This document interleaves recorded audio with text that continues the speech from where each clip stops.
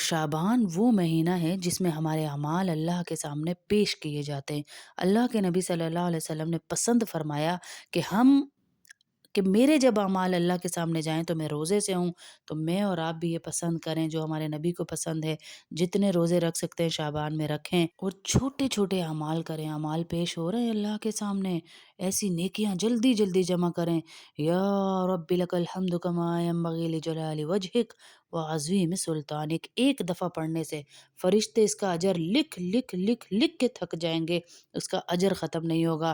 تو اللہ پاک فرمائیں گے ایسے ہی چھوڑ دو اور پڑھنے والے کا نام لکھ دو، تاکہ جب وہ میرے پاس آئے گا میں اپنی شان کے مطابق اسے اجر دوں گا۔ کیا ہی اللہ کی شان، کیا ہی اللہ کا اجر۔ ایسی چھوٹی چھوٹی دعائیں ہیں، ایک دفعہ سبحان اللہ کہنے سے پوری جنت میں وہ گھوڑا دوڑے گا، عربی نسل کا 500 سال دوڑے گا، اس کا اجر ختم نہیں ہوگا۔ چھوٹے چھوٹے اعمال جمع کریں اور اللہ کے سامنے اس مہینے میں انشاءاللہ ہمارے اعمال جانے ہیں۔ 3 دفعہ سورہ اخلاص پڑھنے سے ایک قرآن پاک کا آپ کو ثواب ملے گا۔ کتنی دیر لگے گی؟ قل هو اللہ احد اللہ الصمد لم یلد ولم یولد ولم یکن لہ کفوا احد۔ اپنے نام اعمال میں تیزی کے ساتھ نیکیاں لکھوائیں، تیزی کے ساتھ۔ استغفار سے ہوگی، عزت ملے گی، کامیابی ملے گی، گھر گاڑی پیسہ سب کچھ ملے گا۔ اگر آپ ان کلمات کو پڑھنا شروع کر دیں، اور اب ہے شعبان کا مہینہ، اللہ کے نبی صلی اللہ علیہ وسلم شعبان میں کیا کیا عمال کرتے تھے یہ بھی بتاؤں گی آپ کو۔ سب سے زیادہ عمل کرنے والا کون سا تھا وہ بھی بتاؤں گی۔ ان میں سے ایک پہلا عمل ہے استغفر اللہ پڑھنا۔ جب ہم استغفر اللہ پڑھتے ہیں تو اس کا مطلب یہ ہوتا ہے کہ اللہ میں اپنے گناہوں کی معافی مانگتی ہوں، میں شرمندہ ہوں، آپ ان گناہوں کو معاف فرما دیجئے۔ چنانچہ اس استغفار کی ایک بہت بڑی فضیلت یہ ہے کہ استغفار کرنے والے بندے پر اللہ کا عذاب نہیں آتا۔ توجہ کیجیے گا کہ استغفار کرنے والے بندے پر اللہ کا عذاب نہیں آتا۔ کیا مطلب اس کا؟ کہ دنیا میں گناہوں کی وجہ سے ذلیل ہوتا ہے، رسوا ہوتا ہے، عذاب آتا ہے، دشمن اس پر غالب آ جاتا ہے، مصیبتیں پریشانیاں اس کو گھیر لیتی ہیں، لیکن جو استغفار کی کثرت رکھتا ہے نا، تو اللہ پاک اسے استغفار کی وجہ سے گناہوں کے وبال سے روکے رکھتے ہیں۔ ہر عورت چاہتی ہے کہ مجھے دنیا میں رسوائی نہ ہو، عزت ملے، کہیں گناہوں کی وجہ سے میری رسوائی نہ ہو جائے، مجھ سے رزق نہ چھین لیا جائے۔ اگر یہ تمنا دل میں ہے کہ میری رسوائی نہ ہو، میری عزت بنی رہے، تو پھر استغفار کی کثرت کریں۔ جتنا استغفار کریں گی اتنا اللہ آپ کی راہیں کھولے گا۔ اللہ رب العزت قرآن پاک میں فرماتے ہیں کہ اے میرے محبوب، آپ جب تک ان لوگوں میں موجود ہیں تو میں ان کو عذاب نہیں دوں گا، اور دوسرا جب تک یہ استغفار کرتے رہیں گے میں ان کو عذاب نہیں دوں گا، میں ان کو عذاب نہیں دوں گا۔ آپ جب تک ہیں اور جب تک یہ استغفار کرتے رہیں گے تو ہمیں استغفار لازم پکڑنا ہے۔ اگر آپ چاہتی ہیں کہ آپ کی گاڑی نہ چھنے آپ کے گناہوں کی وجہ سے، اگر آپ چاہتی ہیں کہ آپ کے مال دولت جس طرح آپ بھر بھر کے گروسری لاتی ہیں یہ ختم نہ ہو، یعنی اللہ کی کوئی نعمت آپ سے نہ چھنے، تو پھر آپ کو یہی کرنا ہے انشاءاللہ کہ آپ نے استغفار کی کثرت رکھنی۔ تو مکہ مکرمہ کے چنانچہ جو لوگ تھے نا، وہ نبی کریم صلی اللہ علیہ وسلم سے کہتے تھے کہ اگر ہم آپ کا اعتبار کرتے ہیں تو ہم پر عذاب کیوں نہیں آتا، اور ان کے اوپر عذاب کوئی نہ آیا۔ یہاں پر مفسرین نے تفصیل لکھی ہے، وہ فرماتے ہیں کہ مکہ والوں پر عذاب اس لیے نہ آیا کہ اللہ تعالیٰ کے نبی کریم صلی اللہ علیہ وسلم اور جن کو بیٹے چاہیے، اللہ پاک جو نے فرمایا کہ جو لوگ استغفار کرتے ہیں میں انہیں اولاد کی نعمت سے نوازتا ہوں، اولاد نرینہ بیٹے کی نعمت سے نوازتے ہیں اللہ پاک، کہ استغفار زیادہ کریں گی تو اللہ رب العزت بیٹے کے ساتھ بندے کی مدد فرمائیں گے، باغ عطا فرمائیں گے اللہ، یعنی کاروبار دیں گے، دولت دیں گے، اور اللہ تعالیٰ زمین سے پانی کے چشمے نکال دیں گے۔ اس لیے ہمیں چاہیے کہ ہم کثرت سے استغفار کریں، آج شعبان سے عادت بنا لیں تاکہ ہم رمضان میں تو رو رو کے اپنے اللہ سے معافیاں مانگیں، ہاں رو رو کے معافیاں مانگیں اللہ سے، ہم اتنی عادت بنا لیں، کیونکہ شیطان ہماری نسوں کے اندر بسا ہوا ہے۔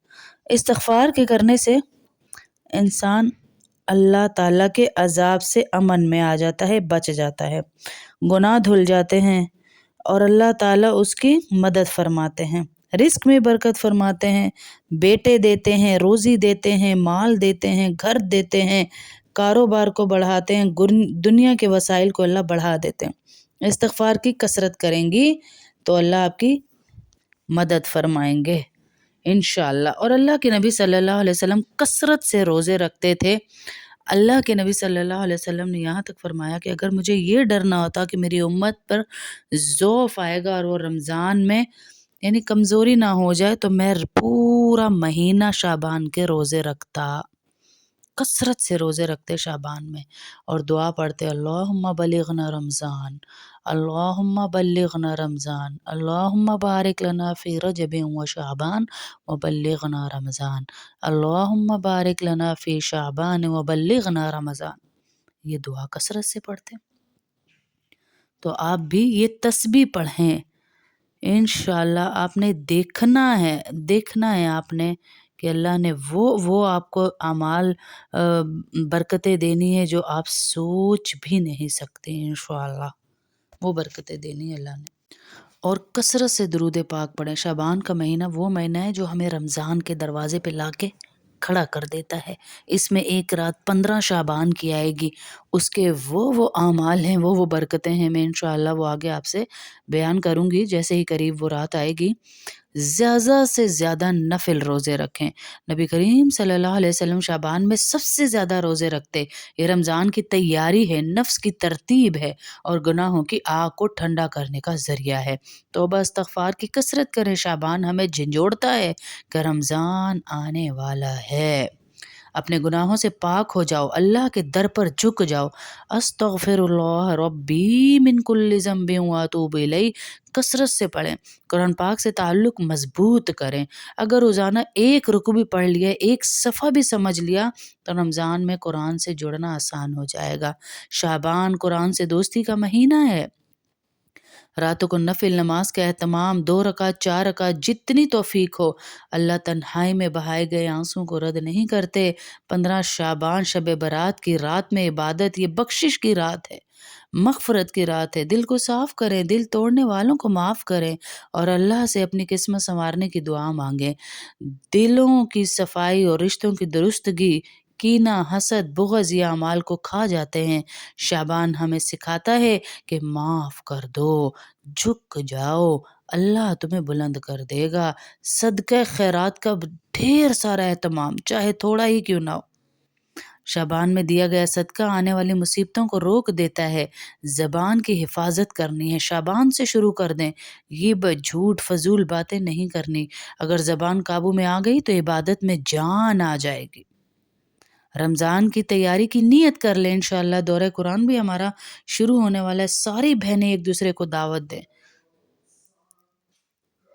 یا اللہ مجھے رمضان تک پہنچا دے، یہ دعائیں کریں، اور رمضان مجھے بدل کر رکھ دے، یہ دعائیں کریں۔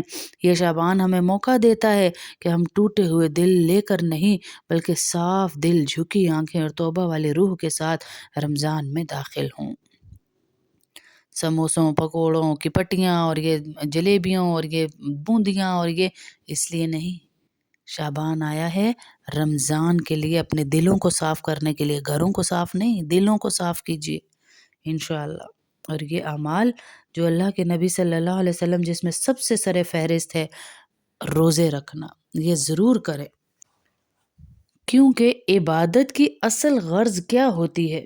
اللہ تعالیٰ کی خوشنودی حاصل ہو، تو ہم عبادت بھی اسی طریقے سے کریں گے جو اللہ نے ہمیں طریقہ بتایا، کیونکہ اجر اور ثواب اللہ سے ملے گا، کسی انسان سے نہیں، نہ ہی کسی کے طریقے سے۔ یہ دین کے نام پر جو کچھ بھی ہم کریں گے اس کا اجر اور حساب اللہ نے دینا ہے ہمیں۔ اس کی فضیلت جو عمل ہم کریں ہمیں معلوم ہونا چاہیے۔ حضرت اسامہ بن زید رضی اللہ تعالیٰ عنہ بیان کرتے ہیں کہ میں نے سوال کیا، اے اللہ کے رسول صلی اللہ علیہ وسلم، میں آپ کو کسی مہینے میں سوائے رمضان کے اتنے کثرت سے روزے رکھتے ہوئے نہیں دیکھتا جس قدر روزے آپ شعبان میں رکھتے ہیں۔ تو آپ صلی اللہ علیہ وسلم نے فرمایا کہ لوگ رجب اور رمضان کے درمیان والے مہینے کی فضیلت سے غافل ہیں، حالانکہ اس مہینے میں لوگوں کے اعمال اللہ کے سامنے پیش کیے جاتے ہیں۔ میرے اور آپ کے اعمال پیش ہونے اللہ کے سامنے۔ اللہ کے نبی صلی اللہ علیہ وسلم نے فرمایا، میری چاہت ہے کہ میرے اعمال جب اللہ کے سامنے پیش ہوں تو میں روزے میں ہوں۔ یہ چاہت ہے اللہ کے نبی صلی اللہ علیہ وسلم کی۔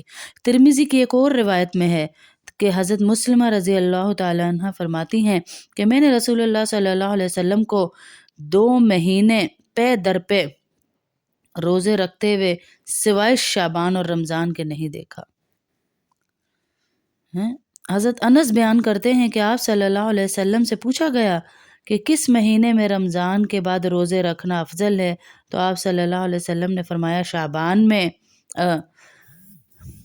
تو ہم بھی رمضان کی تیاری کے طور پر اس مہینے میں روزے رکھیں۔ سردیوں کے روزے ہیں، بہت چھوٹے دن ہیں، جلدی جلدی سے روزہ ختم ہو رہا ہے، تو ہم جتنے ان اعمال پہ عمل کر سکیں اور آگے آگے پہنچا سکیں تو ہم ضرور کریں، ضرور۔ 15 شعبان کا بیان انشاءاللہ آپ کے پاس چند روز تک آ جائے گا، وہ بھی لازمی شیئر کریں، اور یہ بھی لازمی شیئر کریں آپ کہ 15 شعبان کی حقیقت کیا ہے، یہ بیان آپ کے پاس آ جائے گا۔ اس رات کو جاگنا بدعت ہے یا عبادت ہے، اس کے روزے کا کیا حکم ہے، یہ سب انشاءاللہ آپ کے پاس 15 شعبان سے پہلے ہی انشاءاللہ آ جائے گا۔ اللہ پاک آپ کا اور میرا پڑھنا، سننا، بیٹھنا قبول فرمائے، اور ہماری نسلوں کو اللہ اس کا اجر عطا فرمائے۔ اور جتنی بہنیں میری آگے شیئر کریں، میری خاص دعا ہے ان کے لیے کہ اللہ ان کی نسلوں کو مال، دولت، عزت، عافیت، برکت اور دشمنوں سے حفاظت عطا فرمائے۔ آمین، اللہم آمین۔ جتنے بیمار ہیں اللہ انہیں صحت عطا فرمائے، جتنے لوگ دین سے دور ہیں اللہ ان کو نمازی بنائے، نیک بنائے، دین والا بنائے۔ اللہ ماؤں کے لیے ان کے بچوں کو فرما بردار بنائے۔ جتنی ماؤں نے ہمیں دعاؤں کا کہا، اللہ ان سب کی دعائیں قبول فرمائے۔ آمین، اللہم